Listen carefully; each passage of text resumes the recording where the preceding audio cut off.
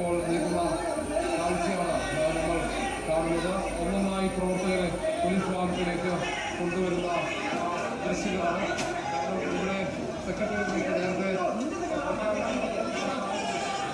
വളരെ പെട്ടെന്ന് ഇങ്ങോട്ടേക്ക് മാർച്ച് വരികയായിരുന്നു. അങ്ങനെ ഇപ്പോൾ ഈ സെക്രട്ടേറിയറ്റിന് മുന്നിൽ മതിലിന്റെ മുകളിൽ ഇപ്പോൾ KSU സംസ്ഥാന അധ്യക്ഷൻ അലോഷ്യസ് പ്രതിഷേധം തുടരുകയാണ്. അവിടെ പ്രതിഷേധിക്കുന്ന പ്രവർത്തകരെ ബലം പ്രയോഗിച്ച് പോലീസ് വാഹനത്തിലേക്ക് കൊണ്ടുപോകുന്ന കാഴ്ചയാണുള്ളത്. ഇപ്പോൾ പ്രവർത്തകരെ ഒന്നൊന്നായി പോലീസ് വാഹനത്തിലേക്ക് കൊണ്ടുപോകുന്ന കാഴ്ചയാണ്.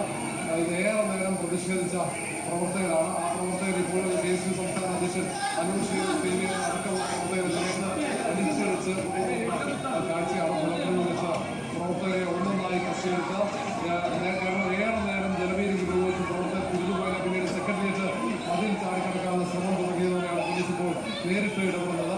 ഇപ്പോൾ പ്രവർത്തകരെ ബലം പ്രയോഗിച്ച് ഇവിടെ നിന്ന് മാറ്റാനുള്ള ശ്രമമാണ് ഉണ്ടാകുന്നത്. പെൺകുട്ടികളടക്കം വനിതാ പ്രവർത്തകരടക്കം ഇവിടെ നിന്നും ബലം പ്രയോഗിച്ച് കസ്റ്റഡിയെടുക്കുന്ന ദൃശ്യങ്ങളാണ് ഇപ്പോൾ കാണാം. അതിൽ പ്രവർത്തകരെ ഒന്നൊന്നായി ഇവിടെ നിന്നും മതിൽ ചാടിക്കടക്കാൻ ശ്രമിച്ച പ്രവർത്തകരെ ഒന്നൊന്നായി കസ്റ്റഡിയെടുത്ത പോലീസ് വാഹനത്തിലേക്ക് മാറ്റുന്നു. ഏതാണ്ട് ഇപ്പോൾ ഇതുവരെയായി ഏതാണ്ട് 10 KSU പ്രവർത്തകരെ കസ്റ്റഡിയിൽ എടുത്തു കഴിഞ്ഞു. പോലീസ് ഇടപെടലിൽ പലർക്കും നേരിയ തോതിലേക്ക് പരിക്കേറ്റിട്ടുണ്ട്. ഏതാണ്ട് 1 മണിക്കൂറോളം സംഘർഷാവസ്ഥയാണ് നിയമസഭാ മന്ദിരത്തിന്റെ പരിസരത്ത്. അത് പിന്നീട് സെക്രട്ടേറിയറ്റ് പരിസരത്തേക്ക് നീങ്ങിയതോടെ കാര്യങ്ങൾ കൈകൊണ്ട് ഇപ്പോൾ പോലീസ് കസ്റ്റഡിയെടുത്ത പ്രവർത്തകരുമായി പോലീസ് വാഹനം ഇപ്പോൾ ഇവിടെ നിന്നും നീങ്ങും. നിലവിൽ KSU സംസ്ഥാന അധ്യക്ഷർ ഉൾപ്പെടെ പ്രധാനപ്പെട്ട നേതാക്കൾ സംസ്ഥാന ഭാരവാഹികളൊക്കെ കസ്റ്റഡിയെടുത്തു കഴിഞ്ഞു.